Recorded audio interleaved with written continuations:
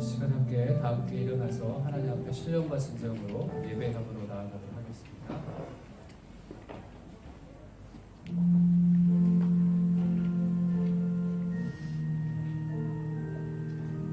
소리 좀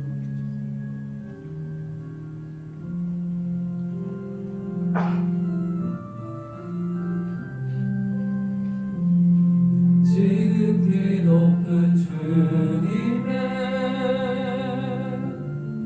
낮이 성소로 들어갑니다. 세상의 진을 벗고서 주 보좌 앞에 엎드릴 내 주를 향한 사랑과 그 신뢰가 자들어져 갈 때 하늘로부터 이곳에 장막이 덮이네. 이것을 덮으소서. 이것을 비추소서. 내 아래 무너졌던 모든 소망 다 회복하리니. 이것을 지나소서. 이것을 만지소서. 온 마음과 힘을 다해 오직 주만 다 경배합니다. 이곳을 덮으소서. 이곳을 비추소서. 내 아래 무너졌던 모든 소망 다 회복하리니. 이것을 지나소서. 이것을 만지소서. 온 마음과 힘을 다해 오직 주만 다 경배합니다. 아멘. 살아계신 주 하나님 감사합니다. 주의 자녀들이 온 마음과 정성 다해 주님만을 예배하길 원합니다. 우리가 마음 다해 주님을 예배할 때 주님 주의 성령으로 이 자리 가운데 좌정하여 주시고 이 시간 예배가 온전히 주님께서 받으시는 흠양하시는 예배가 되게 하여 주옵소서. 감사드리며 예수님의 이름으로 기도드렸습니다. 네, 함께 예수 찬양합니다.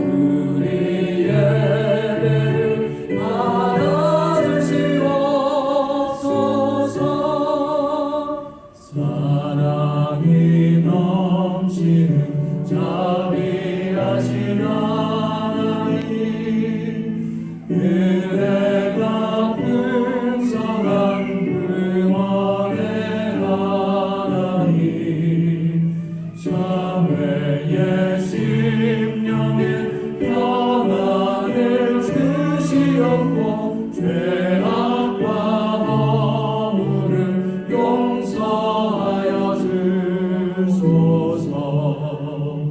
찬송과 영광과 생명 구원의 하나님, 우리의 예배를 받아주시옵소서.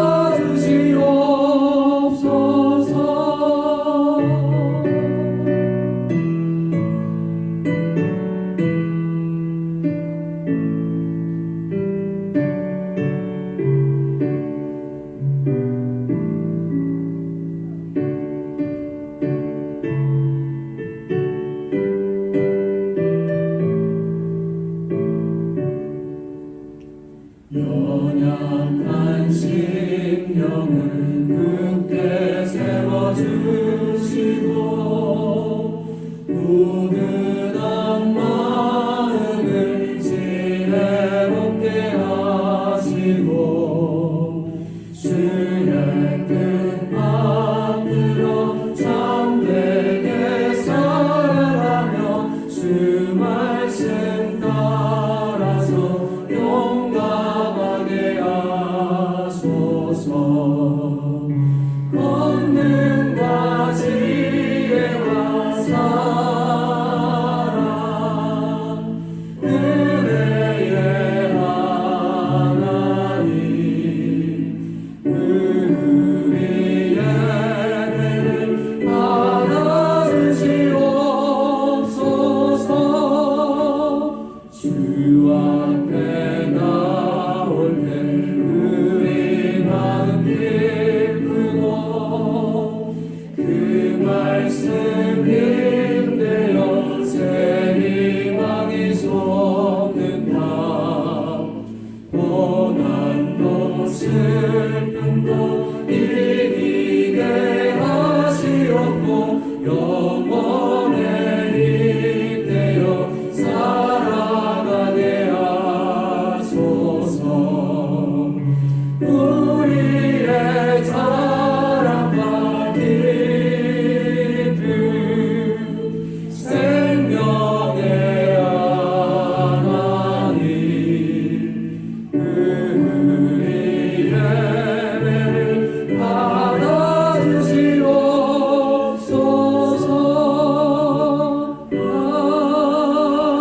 아멘.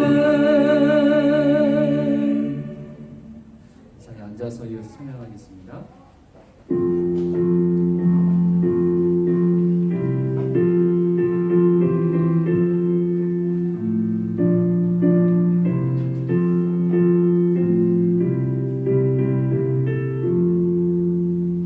나의 생 주님의 새 생명 얻음으로 옛 것은 지나고 새 사람이로다.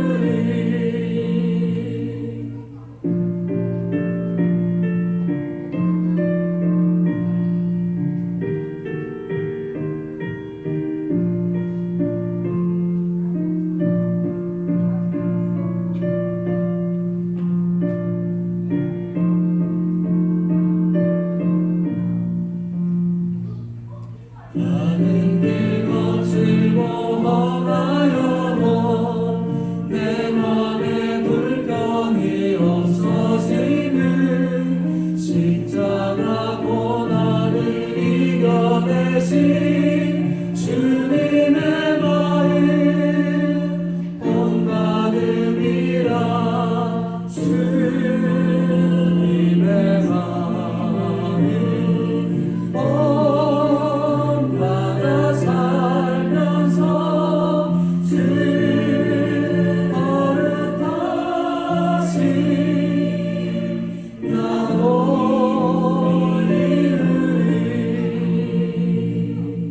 주 예수 세상에 다시 오신 그날의 고성도 변하여 주님의 빛나는 그 영상을 다 함께 보며 주 찬양하리 주님의 마음을 온 바다 살면서 주님의 거룩하신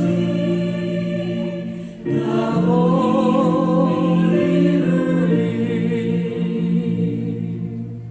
네, 우리를 대표해서 안영민 집사님께서 기도해 주시겠습니다.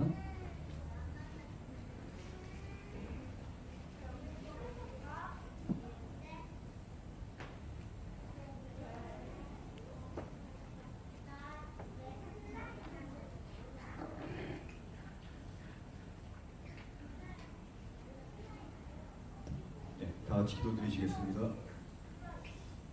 모든 생명의 근원이 되시는 하나님 아버지, 부족한 저희를 이처럼 사랑해 주시어서 당신의 귀한 자녀로 삼아 주시고 영원한 생명을 허락하여 주심을 감사드립니다.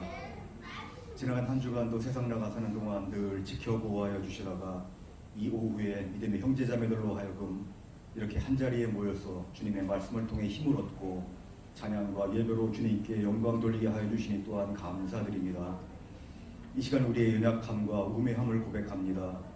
주님께서는 이토록 저희에게 각별한 은혜와 사랑 속에서 배려해 주셨건만 저희는 주님의 귀한 사랑을 깊이 깨닫지 못하고 세상과 주님의 틈 가운데서 우왕좌왕하며 경하여 섬기려고 애를 쏘았음을 고백합니다. 저희 불쌍한 죄인들을 긍휼히 여겨 주시옵고 이 시간 저희의 심령을 새롭게 변화시켜 주시어서 관계가 회복되게 하시고 새 사랑으로 거듭나게 하옵소서. 여러 형편에 따라 이곳에 모인 우리 성도님들을 위해 기도합니다. 어느 자리에서나 성령으로 기름 부음 받은 성도의 삶, 하나님의 때를 바라보며 살아가게 하시옵고 주님의 말씀이 우리 삶의 중심이 되도록 늘 인도하여 주시옵소서. 우리의 모든 문제를 주님께 맡기옵니다. 이미 받은 사랑과 은혜를 기억하게 하시고 우리의 구할 것을 감사함으로 아뢰올 때 각자의 간구하는 바를 들어주시며 우리의 구하는 것보다 더 좋은 것으로 응답해 주시는 하나님의 은혜와 사랑을 체험하게 하시옵소서.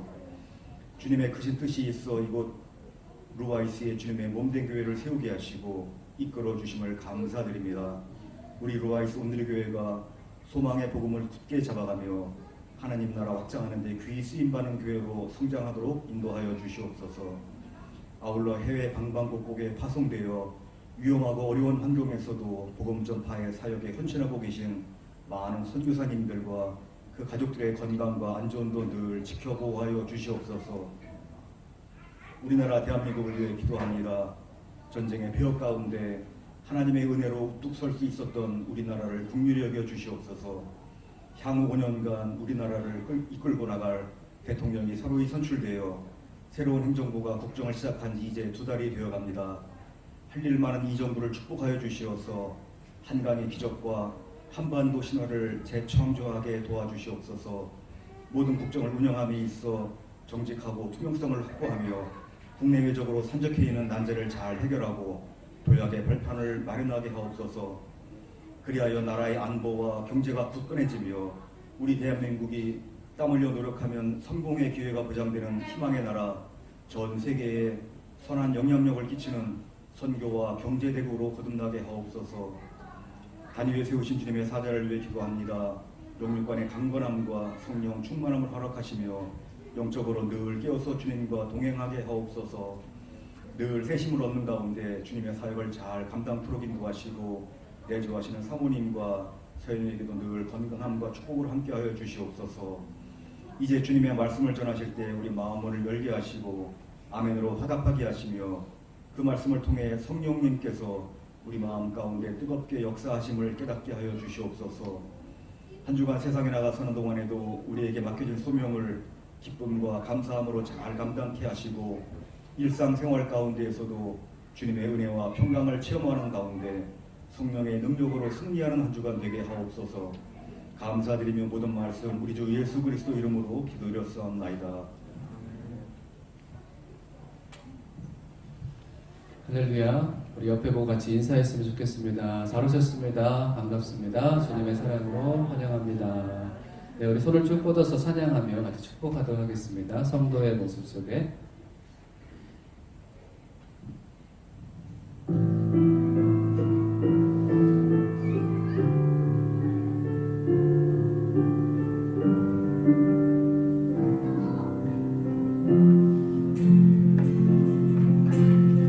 성도의 모습 속에 보이는 하나님 영상 아름다워라. 존귀한 주의 자녀 됐으니 사랑하며 섬기니. 우리 가슴에 손을 대고 우리의 모임 중에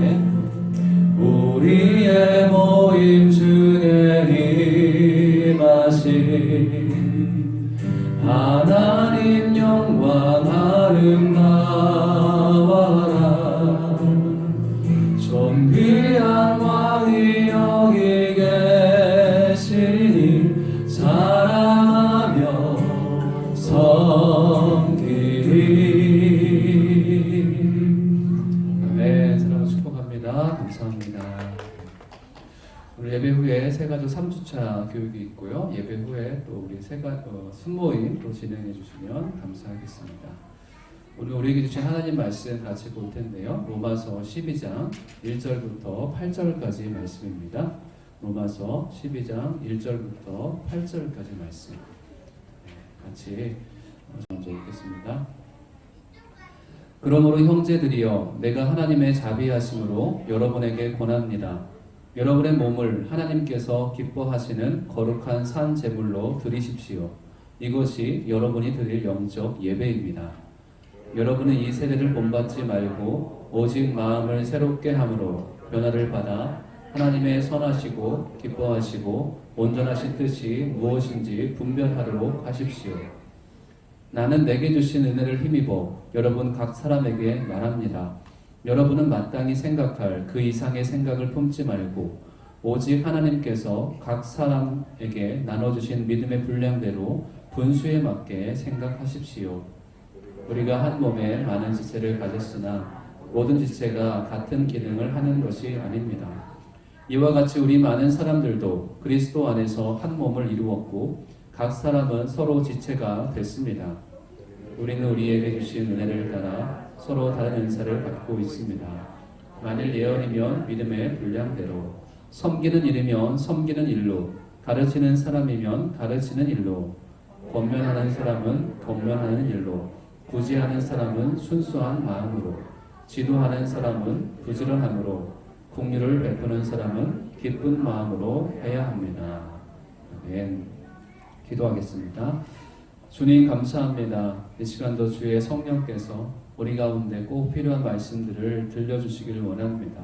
우리 교회에 필요한 말씀, 우리 각자의 필요한 말씀, 우리 가족에게 또 이 나라에게 필요한 말씀을 주님 허락하여 주옵소서. 감사드리며 예수님의 이름으로 기도드렸습니다. 아멘. 네, 오늘 말씀의 제목이 참 긴데요. 한번 해볼까요? 시작. 하나님께서 기뻐하시는 거룩한 산 제물로 드리라. 아멘. 로마서의 시작과 끝, 로마서의 또 결론입니다. 하나님께서 기뻐하시는 거룩한 산 제물로 드리라.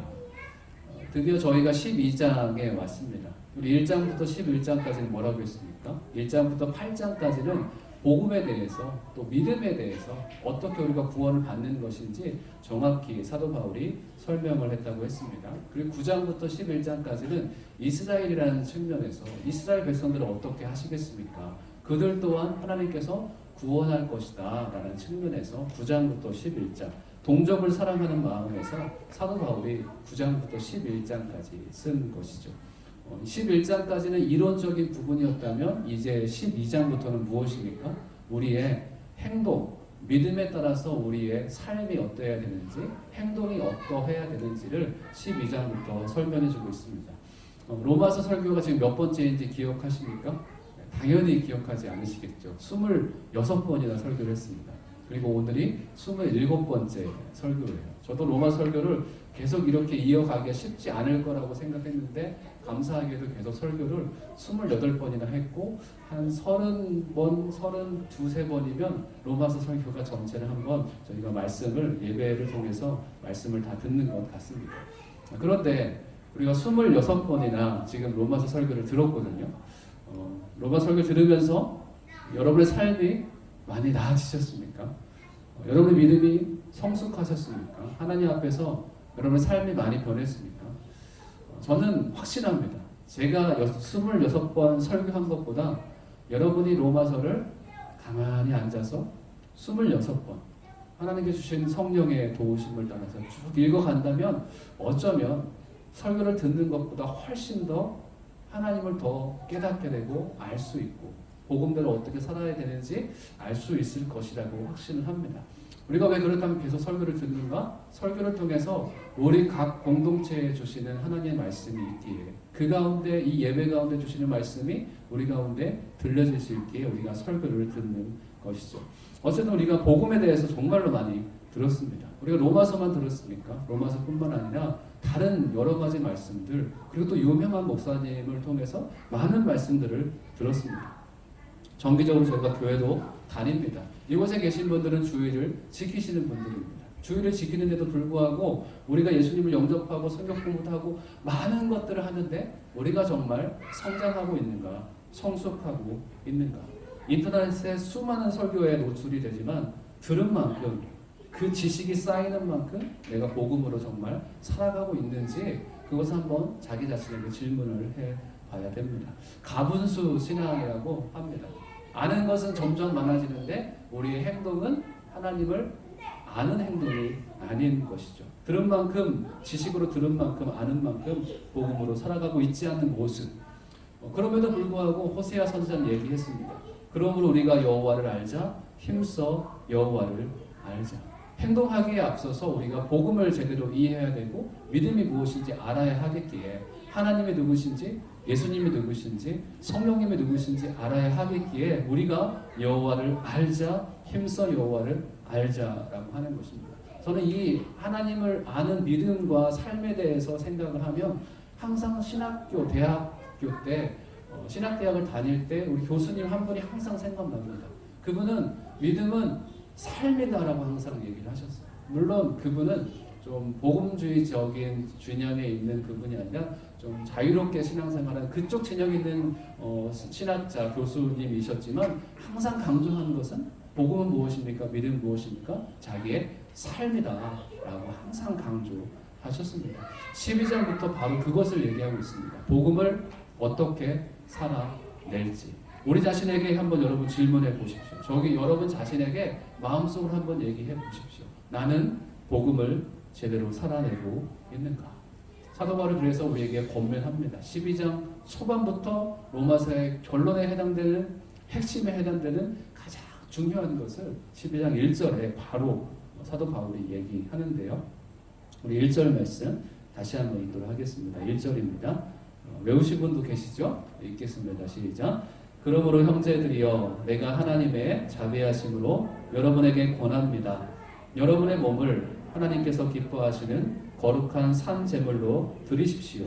이것이 여러분이 드릴 영적 예배입니다. 아멘. 로마서 10장 10절 우리가 지나왔는데요. 사람이 마음으로 믿어 의에 이르고 입으로 고백해 구원에 이릅니다. 이건 마음의 문제입니다. 마음으로 믿고 고백만 하면 구원은 우리에게 주어지는 것이죠.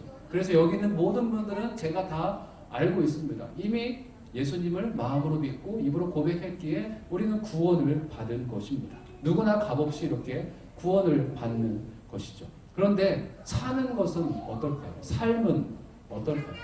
여러분 마음으로 살 수 있습니까? 마음으로 살아갈 수 있습니까? 난 마음으로 살아 이렇게 하는 분이 있을까요? 마음으로 믿지만 우리의 삶은 우리의 행함으로 나타나야 된다는 것이죠. 그래서 야고보 사도는 아주 중요한 말씀을 했습니다. 행함이 없는 믿음은 어떤 믿음이라고요? 죽은 믿음이라고 얘기했죠. 그래서 루터는 이게 지푸라기, 야고보서를 지푸라기 서신이다. 이거는 말도 안 되는 거다. 믿음을 강조해야지 왜 행함을 강조하냐라고 야고보서를 폄하하는 얘기를 했습니다. 그런데 행함이 없는 믿음은 죽은 믿음이다라고 했을 때 행함을 강조한 것이 아니라 야고보 사도는 믿음을 강조하는 것입니다.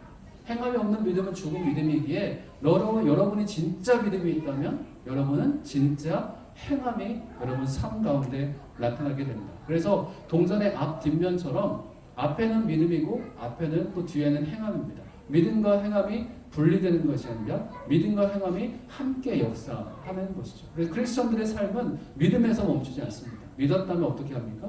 그의 삶 가운데 이어지게 되는 것입니다.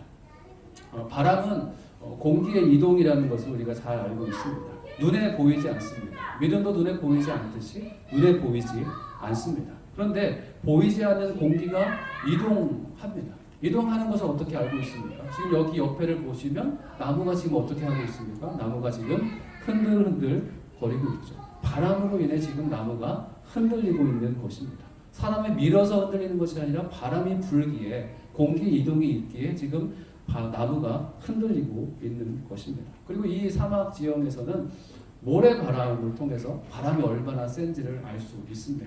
바람타에서 아부다비 가는 그 길을 걸어갈 때면 요즘에도 조금 있었던 것 같아요. 모래바람이 심하게 불고 한밤중에는 모래바람 때문에 10m 앞을 바라볼 수 없을 때가 있습니다. 그래서 그때는 도저히 움직일 수가 없어서 옆에 차를 대놓고 서 있어야 됩니다. 모래가 심하게 부는 걸 통해서 모래가 오는 걸 통해서 바람이 심하게 부는 것을 우리가 알 수 있는 것이죠. 미국에서는 허리케인을 또 연구하는, 또 조사하는 그런 사람들도 있는 것 같습니다. 허리케인이 얼마나 센 바람으로 이렇게 돌던지 그 바람이 정말 큰 힘이 있다는 것을 알려주고 있는 것이죠. 바람이 불면 다른 물체에 부딪힙니다. 그리고 믿음도 마찬가지로 우리가 기억했으면 좋겠습니다. 믿음이 우리 안에 있으면 우리의 몸에 부딪히는 것이죠. 믿음이 그냥 죽어 있는 것이 아니라 우리 몸에 부딪힙니다. 그래서 충격을 줍니다. 바람이 그냥 뭔가 충격을 주듯이 부딪히는 것이죠. 그래서 우리의 몸이 믿음에 어떻게 합니까? 믿음에 반응하게 되어 있습니다. 믿음에 몸이 반응한다. 당연한 이치죠. 그렇지만 여러분의 믿음은, 여러분의 복음은 이 믿음이 있다면 우리의 몸이 제대로 반응하고 있는가? 첫 아이의 그 아이가 태어난 지 얼마 안 됐을 때 엄마를 바라보면 아이가 방긋하고 웃습니다. 근데 처음에 아이가 눈에 시력이 안 좋기 때문에 엄마를 잘 바라볼 수 없죠. 근데 엄마를 제대로 알아보고 방긋하고 웃을 때 어머니, 아버지가 얼마나 기쁨을 느꼈겠습니까? 처음 아마 그런 경험이 있는 분이 있을 것입니다. 아이의 미소가 그 엄마에게 비춰졌을 때 엄마는 자동으로 얼굴에 미소가 한박 웃음이 띄어지게 되는 것입니다. 아이가 혼자 걷기 시작할 때 갑자기 일어서서 이제 걷는 거예요. 부모가 막 기쁨의 환송 소리를 냅니다. 아이가 내라고 했습니까? 아니죠. 그 모습을 보고 엄마는 반응을 하는 것입니다. 한박 웃음을 내고 막 박수를 치고 너무나 좋아합니다. 저는 모건대 신학대학을 졸업하고 대학원을 갈 수 있었지만 바로 안 가고 영어를 좀 공부를 하고 싶다. 그래서 햄플 트리니티 대학원에 진학을 위해서 1년간 토플 준비를 열심히 했습니다. 그래서 마침내 시험을 보고 그리고 합격을 했어요. 근데 웹사이트에서 합격했던 그 뭘 본 게 아직도 기억이 나요. 우리 가영이 합격해서 축하하고 그러는데 얼마나 기쁘겠어요. 근데 그 웹사이트 통해서 딱 봤는데 제 이름이 윤용순 이렇게 있는 거예요. 너무나 기뻐가지고 그 장면이 아직도 기억이 납니다. 제가 어디에 있었냐면 청주에서 진소학원에서 알바를 하고 있었는데 거기에 스텝 자리에서 컴퓨터를 바라보고 있는데 거기에서 제 이름을 확인했습니다. 뜰 듯이 기뻤죠. 그래서 누가 뭐라고 하지 않는데 입가에 미소가 번지고 막 제가 썼는데 좀 웃겨서 심장이 100m 달리기 선수처럼 그렇게 쿵쾅거렸습니다. 이렇게 써놨는데 좀 웃겨서 그냥 읽었습니다. 이렇게 되는 거 자연스럽게 무언가 무슨 일이 있을 때 내 마음이 내 몸이 이렇게 반응하게 된다는 것입니다. 연을 쫓는 아이 최근에 이 책을 아주 재미있게 읽었습니다. 어제 2006년인가 나온 책이라고 하는데요. 할레드 호세인이 이분이 지었는데 여기에 연을 쫓는 그런 연 대회하는 것들이 많이 나오는데요. 주인공 아미르가 연 달리기 경기에서 우승하는 그런 장면입니다. 마지막 푸른색 연을 끊어내가지고 우승을 하게 됩니다. 그래서 이렇게 기술하는데요. 우승했던 그 순간에 이렇게 기술하고 있습니다. 나는 소리를 지르기 시작했다. 모든 것이 황홀했다. 모든 게 다 좋았다. 나는 줄을 잡지 않은 팔로 하산을 안았다. 이 하산은 그 자기 종입니다. 우리는 펄쩍펄쩍 뛰었다. 웃음과 울음이 교차했다. 네, 너무나 좋죠? 100m 달리기를 선수처럼 뭐 쿵쾅거렸다. 이것보다 훨씬 좋은 표현이죠. 네, 이런 경험을 여러분이 여러분의 삶 가운데서 많이 할 수 있기를 주의 이름으로 축복합니다. 흥분되는 순간, 응답되는 순간, 하나님께서 역사하시는 순간 내 삶에 급격하게 변화시키는 그 은혜가 여러분 삶 가운데 많으시길 주의 이름으로 축복합니다. 아멘이십니까? 무엇이 이들이 소리치게 했습니까? 무엇이 이들이 펄쩍펄쩍 뛰며 기쁨을 이기지 못하게 했습니까? 바로 연날리기 대회에서 우승을 했던 것이죠. 이 연을 쫓는 아이를 잘 보면 이 아이는 아빠에게 인정받고 싶어서 정말 많이 노력하는 모습을 볼 수 있습니다. 그리고 자기 아빠를 아버지라고 부르는 모습이 왜 책에서 아버지라고 부르지 않을까? 처음부터 거의 마지막까지 아버지를 부르지 않는 거예요. 왜 아버지라고 하지 않지? 왜 자꾸 바바라고 하지? 바바가 계속 그러는 왜 그럴까 했더니 이 사람은 아버지에게 인정받고 싶은 욕구가 있었던 것입니다. 그래서 연날리기에서 우승하면 아버지가 인정해 줄까봐 정말 우승하기를 간절히 원했던 것이죠. 그래서 이 무엇이 이들을 소리치고 기쁘게 했는가? 이 승리의 소식이 이들을 기쁘고 정말 뛰게 만들었습니다. 승리의 소식이 그들의 몸을 그렇게 완전히 바꿔버릴 것입니다. 이와 같이 우리 안에 있는 믿음은 잠잠할 수 없는 힘이 있습니다. 믿으십니까? 왜냐하면 믿음 안에는 우리가 믿음은 들음에서 나고 들음은 하나님의 그리스도의 말씀으로 말미암는 이 말씀을 기억하고 있죠. 근데 믿음에는 그 안에 무엇이 담겨 있냐면 하나님의 말씀이 담겨 있습니다. 중요한 겁니다. 뭐라고요? 믿음에는 무엇이 담겨 있습니까? 믿음에는 하나님의 말씀이 담겨 있습니다. 아멘. 하나님의 말씀은 그럼 어떨까요? 이 말씀 한번 같이 읽어볼 텐데요. 히브리서 4장 12절입니다. 읽겠습니다. 시작. 하나님의 말씀은 살아있고 활력이 있어 좌우의 날선 어떤 검보다도 예리하여 혼과 영과 및 관절과 골수를 찔러 쪼개기까지 하며 또 마음의 생각과 뜻을 판단하나니. 아멘. 하나님의 말씀이 어떻다고요? 가만히 있다고요? 아닙니다. 살아있고 활력이 있어 좌우의 날선 어떤 검보다도 예리하여 혼과 영과 및 관절과 골수를 찔러 쪼개기까지 하며 마음의 생각과 뜻을 판단한다, 감찰한다 라고 말씀하고 있습니다. 그래서 바울은 너희들이 믿음이 있느냐? 믿음은 이런 것이다. 그렇기 때문에 너희는 여러분의 몸을 하나님께서 기뻐하시는 거룩한 산제물로 드리십시오 라고 말씀하고 있는 것입니다. 믿음이 있다면 너희가 그렇게 될 것이다.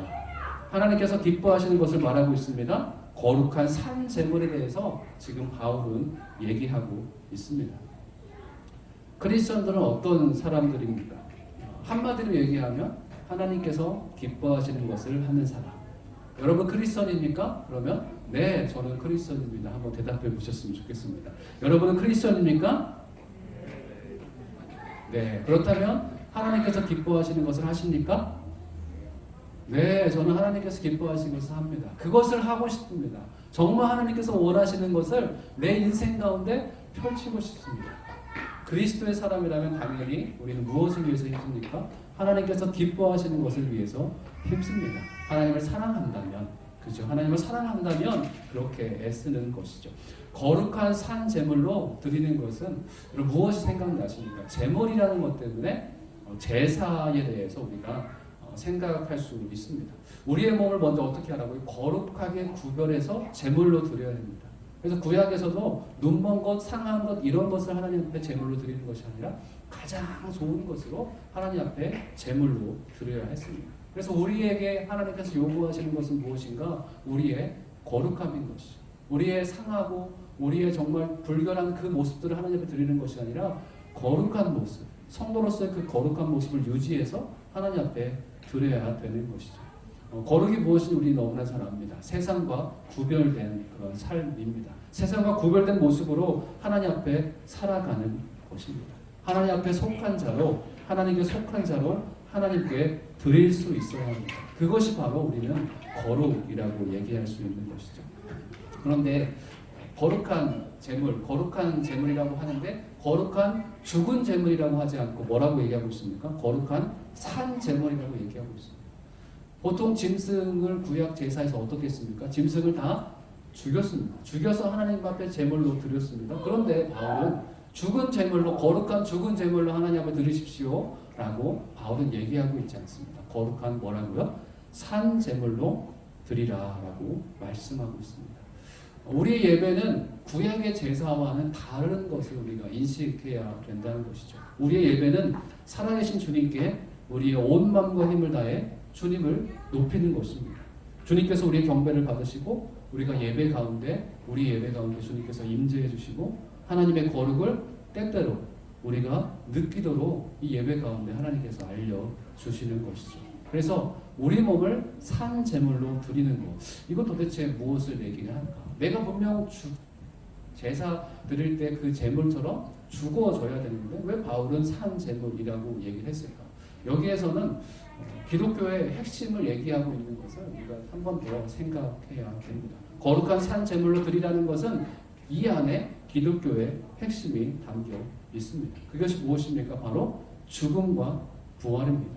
죽음과 생명입니다. 이제 작고하신 이어령 장관은 지성에서 영성으로 한 책에서 메멘토 모리라는 얘기를 했습니다. 이게 무엇인가? 죽음을 생각하라 라는 말입니다. 죽는다는 걸 생각하며 살라. 살고 있지만 무엇을 생각하라고요? 죽음을 생각하며 살라는 것입니다. 죽음과 연관하여 이렇게 설명을 하는데요. 이렇게 표현했습니다. 죽음의 의식 없이는 생명을 느낄 수 없는 것이 인간의 조건입니다. 무슨 말입니까? 죽음의 의식. 죽음을 의식하지 않고는 생명을 느낄 수 없다는 것이죠. 그러니까 죽음을 느낄 수 있어야 생명으로 살아갈 수 있는다는 것이죠. 죽음의 의식이 있어야 생명으로 살아갈 수 있다는 것입니다. 죽음과 생명이 어쩌면 공존하는 것처럼 그렇게 살아야 네가 정말 생명으로 살아갈 수 있다라고 이어령 장관은 그렇게 얘기를 하는 것입니다. 저는 바울이 말하고자 하는 것도 이와 좀 비슷하다라고 생각합니다. 죽음과 함께 생명이 있는 제물을 드리라. 근데 이건 제가 얘기하는 것이 아니라 많은 신학자들이 그렇게 얘기하는 것입니다. 제가 보고 있는 주석 책에서도 죽음과 생명을 여기서 같이 얘기합니다. 죽은 제물을 드리는 동시에 산 제물을 드려야 한다. 우리 자신이 죽음과 동시에 살아있는 모습을 하나님 앞에 드려야 된다는 것이죠. 그렇기에 우리의 몸을 하나님께서 기뻐하시는 제물로 드리기 위해서는 첫 번째 어떻게 됩니까? 우리가 죽어야 됩니다. 그리스도 안에서 우리는 다 죽은 자다. 옆에 사람을 툭 건드리면 화가 나고 옆에 사람에게 뭔가 욕설을 하면 그 사람이 상대적으로 받아쳐서 다른 얘기를 하겠죠. 그렇다면 그 사람은 아직도 죽은 자가 아닙니다. 우리가 침례를 받을 때, 세례를 받을 때 어떻게 했습니까? 물에 우리가 완전히 잠기는 것이죠. 그래서 손을 얹을 때 그때 내가 물속에 들어가는 것처럼 내가 죽었다라는 것을 상징하는 것입니다. 그런데 죽음에서 멈춰있지 않고 세례받을 때 어떻게 합니까? 다시 물속에 있다가 다시 나오는 것이죠. 그건 무엇을 상징합니까? 살아있다, 산다, 생명을 얻는다라는 것을 그렇게 의미합니다. 우리의 육이 죽는 것이고 동시에 물속에서 나온 것처럼 우리가 다시 살아야 된다는 것을 얘기하는 것이죠. 그래서 십자가의 죽음과 부활 생명이 여기에 같이 담겨 있는 것입니다. 산 제물로 드리라는 것은 제물은 죽었지만 살아있게 드리라는 것이죠. 우리가 우리의 자아와 생각은 다 죽은 상태이지만 우리 안에 누가 살아십니까? 우리 안에 예수께서 살아셔서 우리는 살아있는 자로 하나님 앞에 예배를 드릴 수 있다는 것이죠. 그래서 갈라디아서 2장 20절에서는 이렇게 얘기를 했습니다. 같이 한번 읽어볼까요? 갈라디아서 2장 20절 읽겠습니다. 시작. 내가 그리스도와 함께 십자가에 못 박혔나니 그런즉 이제는 내가 사는 것이 아니요 오직 내 안에 그리스도께서 사시는 것이라. 이제 내가 육체 가운데 사는 것은 나를 사랑하사 나를 위하여 자기 자신을 버리신 하나님의 아들을 믿는 믿음 안에서 사는 것이다. 나는 그리스도 안에서 죽었습니다. 그런데 내가 육체 가운데 다시 사는 것은 나를 사랑하사 나를 위하여 자기 몸을 버리신 하나님을 믿는, 자기 자신을 버리신 하나님의 아들을 믿는 믿음 안에서 사는 것이다. 나는 죽고 예수로 사는 인생이 바로 크리스천의 인생이고, 거룩한 산 제물로 드릴 때도 나는 죽고 예수가 산 모습으로 하나님 앞에 드릴 때 하나님께서 기뻐하시는 예배가 될 수 있는 것입니다. 하나님께서 기뻐하시는 거룩한 산 제물로 드리라는 것은 바로 이와 같은 의미라는 것이죠. 과거에 나는 죽고, 어떤 게 죽었습니까? 나의 고집과 나의 아집과 나의 원하는 것은 사라지고 이제 내 삶을 어떻게 됩니까? 하나님께서 원하시는 삶으로 그렇게 드리길 원합니다. 그렇게 바뀌어지게 되는 것이죠. 내 안에 내 욕심이 가득한 것이 아니라 하나님께서 나를 주장해 주셔서 하나님께서 원하시는 뜻대로 나를 이끌어 주십시오. 내가 죽고 내 안에 그리스도가 살아있는 몸으로 드리는 예배. 뭐라고요? 내가 죽고 그리스도가 내 안에 살아있어서 그 몸으로 드리는 예배가 어떤 예배라고요? 주님께서 기뻐하시는 영적 예배입니다.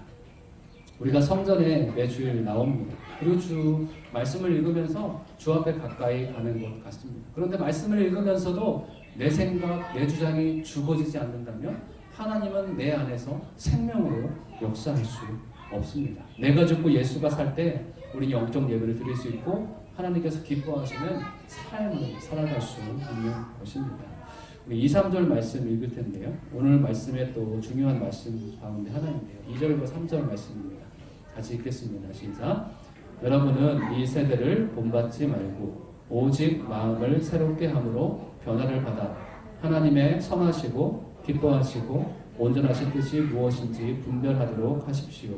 나는 내게 주신 은혜를 힘입어 여러분 각 사람에게 말합니다. 마땅히 생각할 그 이상의 생각을 품지 말고 오직 하나님께서 각 사람에게 나눠주신 믿음의 분량대로 분수에 맞게 생각하십시오. 보통 1, 2절을 같이 읽지 2, 3절을 같이 읽지는 않는데요. 오늘 생각, 마음이라는 측면에서 2, 3절을 같이 읽어봤습니다.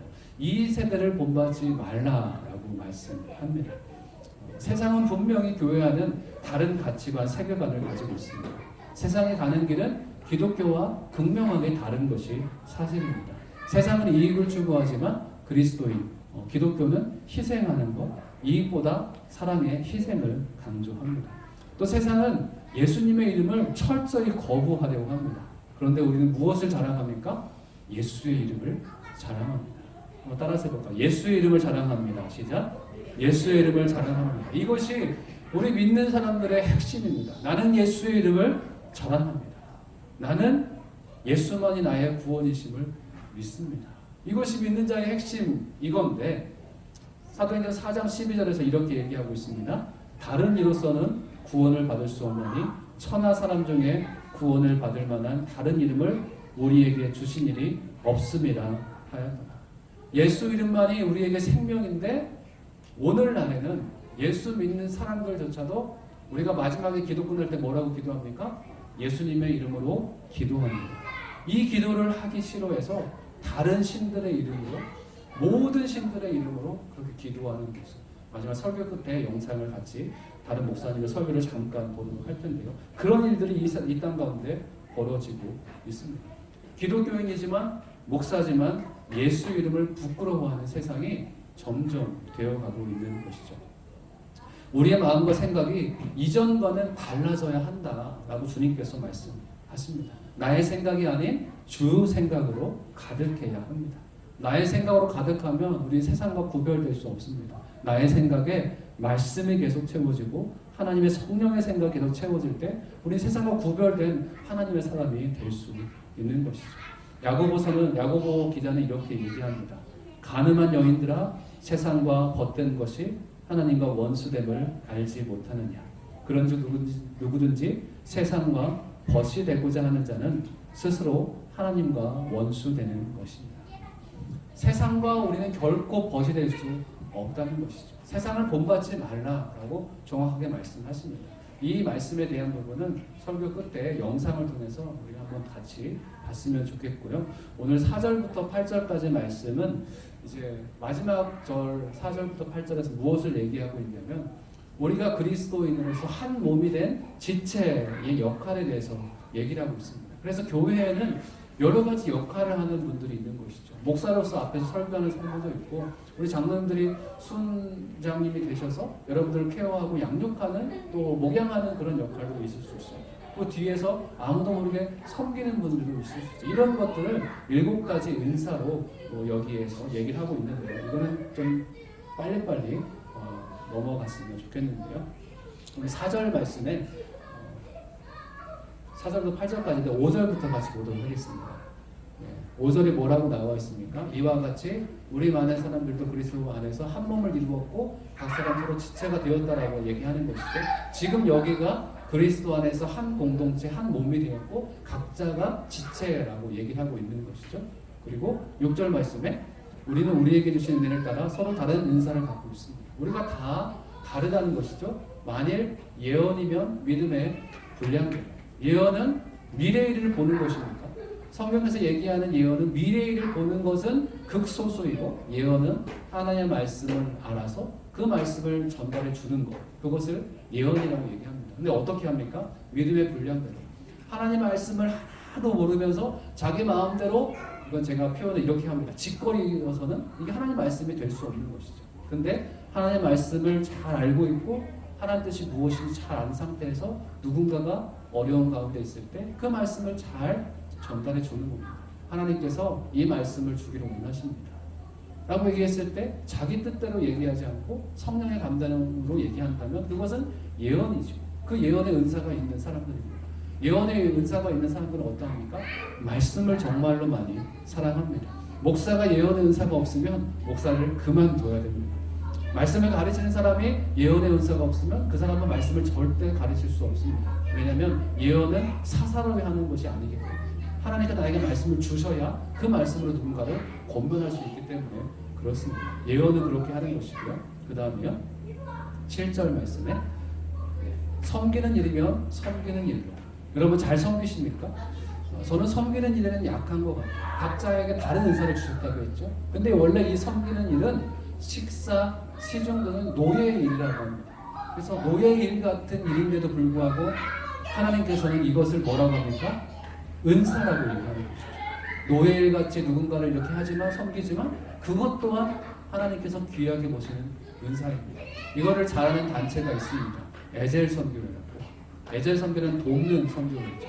그 선교회는 선교사님 한 분을 위해서 편지를 씁니다. 그런데 그 선교사님 마음을 알았어요. 이 선교사님이 낙엽을 보고 싶대요.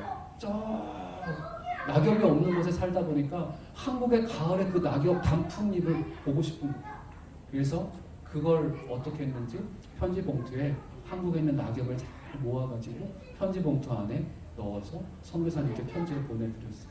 이게 섬김을 잘하는 거죠. 그 사람의 마음을 세세히 살펴서 그 작은 일 같지만 그걸로 그 마음을 하나님의 마음으로 풍성하게 만드는 사람이 될 수 있는 것이죠. 섬기는 일은 바로 그런 것입니다. 가르치는 일도 예언과 비슷한 것이죠.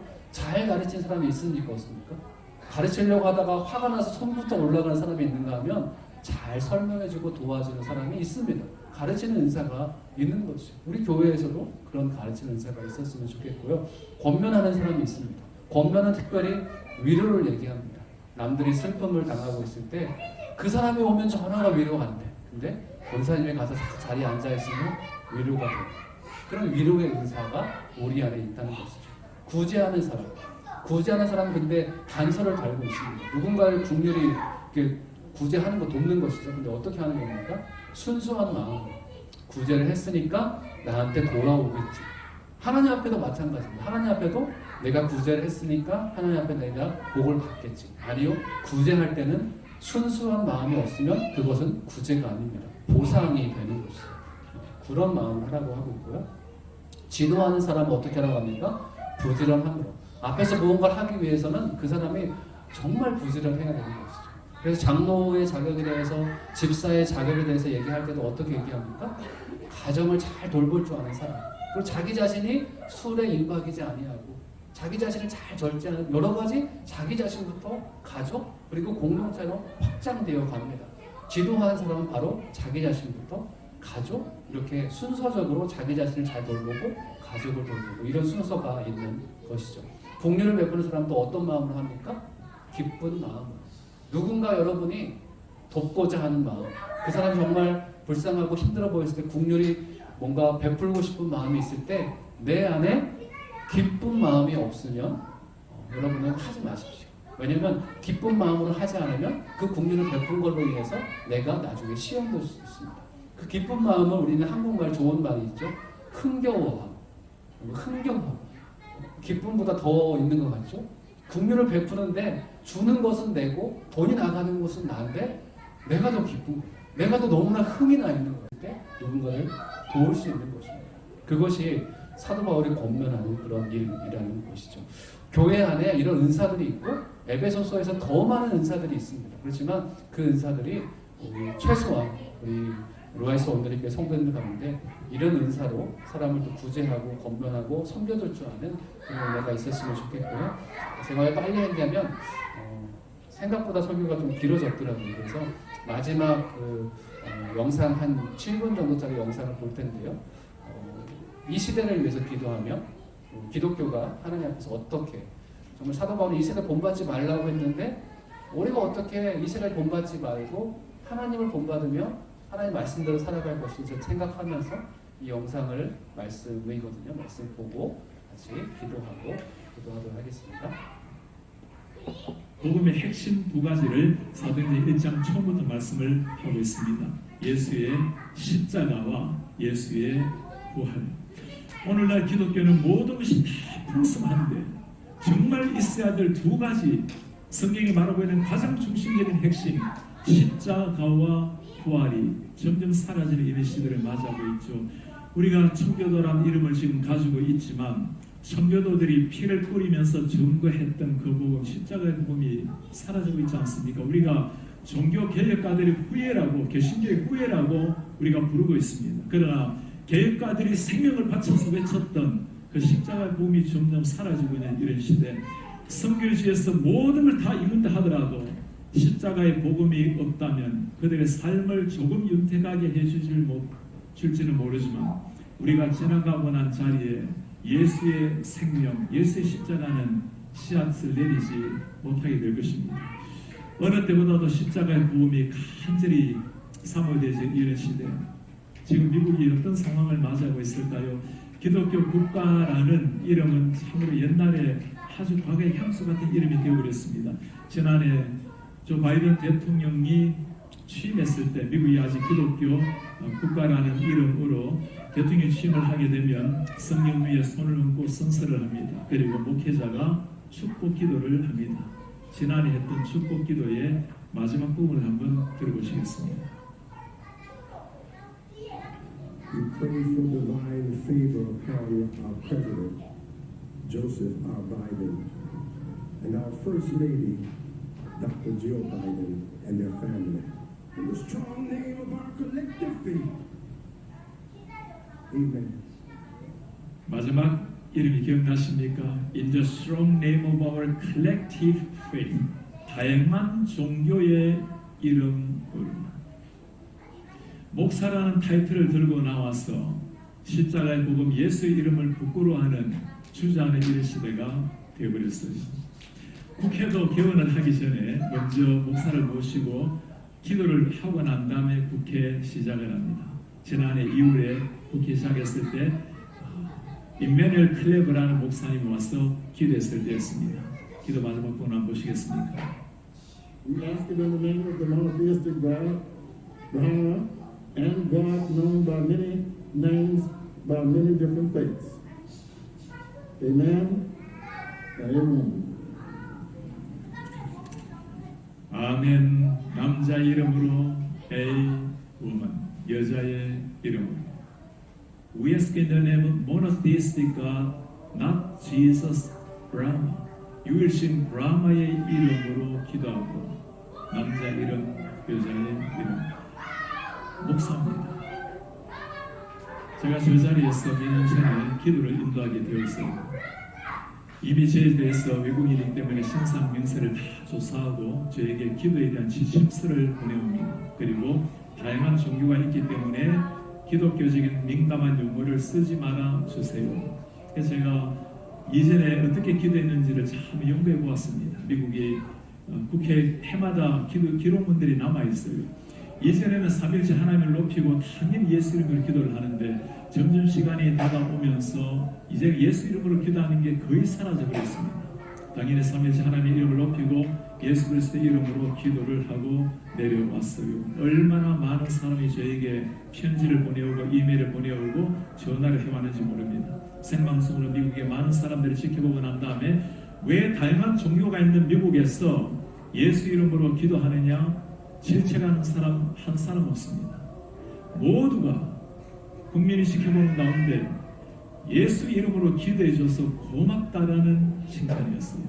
목사가 예수 이름으로 기도하고 칭찬받는 이런 시대가 되어버린 거예요. 버지니아의 하원 의원 똑같이 주 5일에 기도를 하러 갔을 때였습니다. 제가 똑같은 지침을 다 받았어요. 가서 물었습니다. 이분들이 모두가 기독교인들입니까? 당연히 아니죠. 불교, 이슬람교, 다양한 종교가 있습니다. 내가 예수 이름으로 기도하려고 하는데 괜찮으시겠습니까? 목사님들 괜찮죠.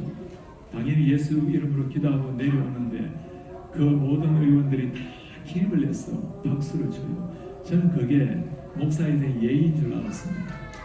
저를 인도했던 김희보 의원의 첫 마디였습니다. 목사님, 왜 그 많은 목사님이 예수 이름으로 기도하는 것을 두려워합니까? 올해 초에 다시 상원의원에 가서 기도를 인도하러 갔어요. 똑같이 지침서를 받습니다. 예수 이름으로 기도를 하지 말라. 당연히 예수 이름으로 준비를 해서 준비를 하고 올라가기 직전에 부지사가 살짝 내려와요. 저는 당신 내 차례 기도하는 걸 봤는데 예수 이름으로 기도하지 말라고 부탁하는 줄 알았어요. 목사님, 우리 고문서에는 예수 이름으로 기도하지 말라고 나와 있는데 목사님이 믿고 있는 하나님께 정직하게 기도하세요. 와, 할렐루야. 여러분, 세상에 지금 기다리고 있는 게 뭐죠? 정말 복음을 가진 사람이라면 복음을 가진 사람답게 살아가기를 그 세상에 기대하고 있는 거예요. 우리가 세상 앞에서 스스로 주눅이 들고 스스로 예수 이름의 그 위대한 이름을 가치를 떨어뜨려버리고 세상 앞에서 겸손하지만 당당한 이런 하나님의 사람들, 이런 제자들 키워내시는 이런 여러분들이 되시기를 축복합니다. A.W. 토지가 쓴 책 제목이 하나 있어요. 세상과 충돌하라. 너무나 도발적인 책 제목 아닙니까? 세상과 충돌하라. 부제목이 있어요. 세상과 동행할 것인가, 성령과 동행할 것인가. 사람들은 세상과 함께 잘 균형을 맞추고 살아가면 이 친구는 교회도 잘 다니고 우리 사람들과도 잘 어울리고 균형 잡힌 사람이라고, 그런 게 아니에요. 진짜 균형이라는 게 뭐죠? 예수님을 정말 만나면, 복음을 정말 체험하고 나면 우리가 생각하는 균형이 다 깨어지는 거예요. 아버지 버려두고 배를 버려두고 예수 그리스도를 따라가는 사람들, 그 수많은 모든 명예, 모든 권력, 모든 물질을 다 버려두고 예수를 따라가는 사람들, 사람들의 눈에는 마치 미친 것처럼 보이는 이런 사람들, 그것이 미친 것도 아니고 그것이 비정상도 아니고 예수를 만난 사람의 균형이 바로 그것인 줄 믿습니다. 그 삶을 주님이 살아내셨고 우리에게 요구를 하는 겁니다. 네, 이 세대를 본받지 않고 살아가는 그런 모습이 크리스천들 중에서도, 목사들 중에서도 많이 잃어가고 있는 세상입니다. 사도 바울이 강조하는 것은 바로 그런 것입니다. 복음이 있다면, 우리에게 정말 믿음이 있다면 우리의 삶 가운데 예수 이름을 자랑하고 예수 이름의 그 승리를 믿으며 살아가는 것이죠. 그 말씀의 제목처럼 하나님께서 기뻐하시는 거룩한 산 제물, 나 자신이 죽어지지만 내 안에 예수가 살아가는 그런 인생으로 하나님 앞에 드리는 그런 인생을 원하신다는 것입니다. 이 말씀을 잠깐 생각하시면서, 하나님, 우리가 복음을 들었습니다. 복음을 알았습니다. 그 복음에 합당한 삶을 살아가시도록 함께하여 주옵소서. 잠깐 침묵으로 기도함으로 나아가도록 하겠습니다.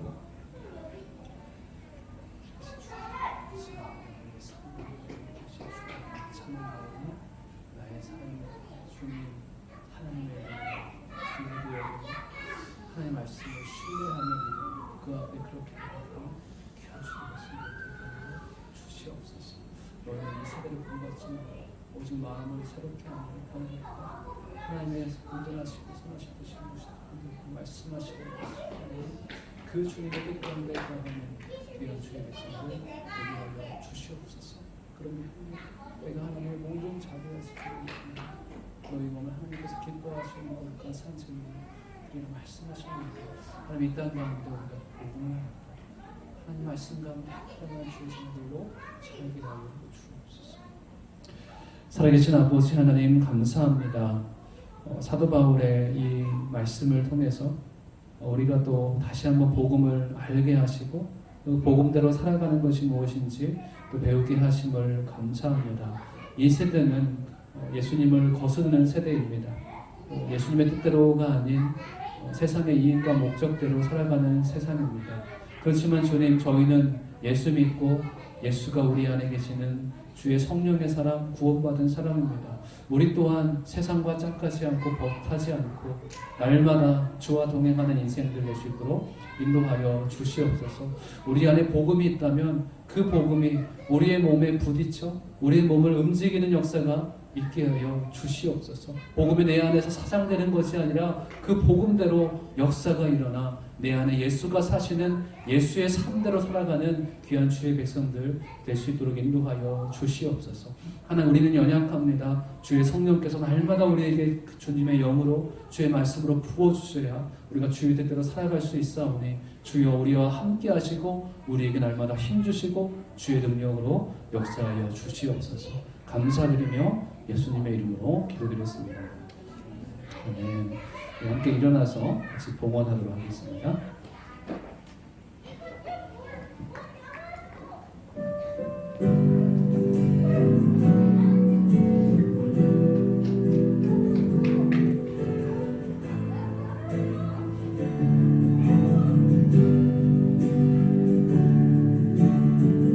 이 땅의 황무함을 보소서. 하늘의 하나님, 긍휼을 베푸시는 주여, 우리의 죄악 용서하소서. 이 땅 고쳐주소서.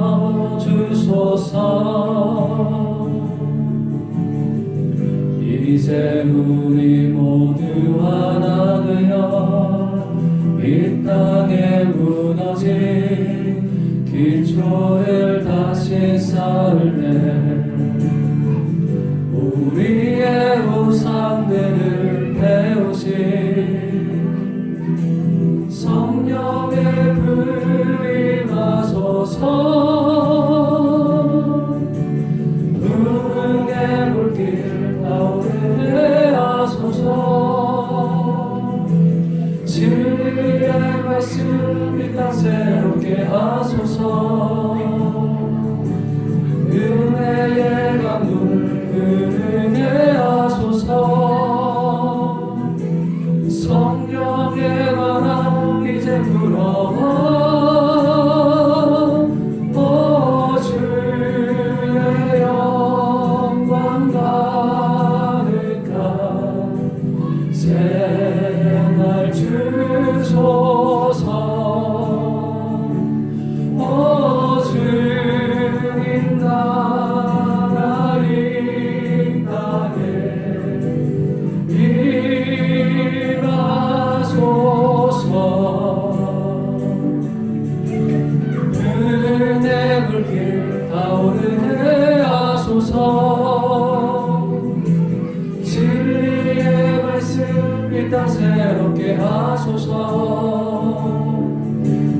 은혜의 강물 흐르게 하소서. 성령의 바람 이제 불어와 주의 영광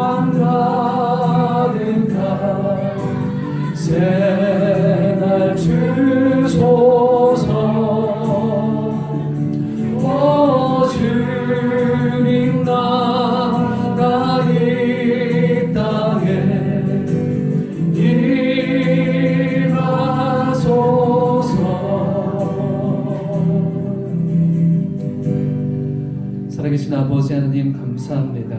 이 땅에 부흥의 불길 타오르게 하여 주시옵소서. 진리의 말씀이 이 땅을 새롭게 해 성령의 은혜의 강물이 흐르게 하시고 성령께서 날마다 함께 하시는 이 땅 되시도록 인도하여 주시옵소서. 그렇게 변화되기 전에 이 자리에 모인 주님의 사랑하는 심령들이 날마다 주의 은혜로 주 예수 그리스도의 충만한 은혜 가운데 거할 수 있도록 인도하여 주시옵소서. 우리 한 주 동안 믿음으로 살게 하시고 하나님의 은혜를 누리며 살아갈 수 있도록 인도하신 주님께 감사드립니다. 그 은혜 감사하여 우리의 예물을 구별하여 주 앞에 올려드립니다.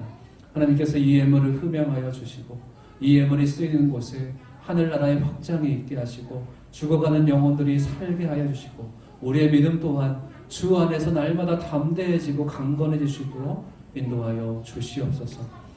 이제는 우리 주 예수 그리스도의 은혜와 하나님 아버지의 그 크신 사랑과 성령님의 내주 교통 역사하심이 오늘 말씀을 듣고 하나님의 모든 자비하심을 따라 이 세대를 본받지 않고 날마다 하나님이 우리 안에 계시는 확신 가운데 하나님께 주신 그 은혜 가운데 이 땅 가운데 승리하며 살아가기 원하는 내 뜻이 아닌 주의 뜻대로 살기를 간절히 원하는 귀한 주의 백성들 머리 위에 지금도 열방 가운데 주의 복음을 전하시는 선교사님들과 가정과 사역 위에 잃어버린 영혼들 핍박받는 영혼들 위에 지금부터 영원까지 함께 하시기를 간절히 축원하옵나이다. 아멘. 우리 예배를 받으신 주님께 감사의 박수 올려드립니다. 감사합니다.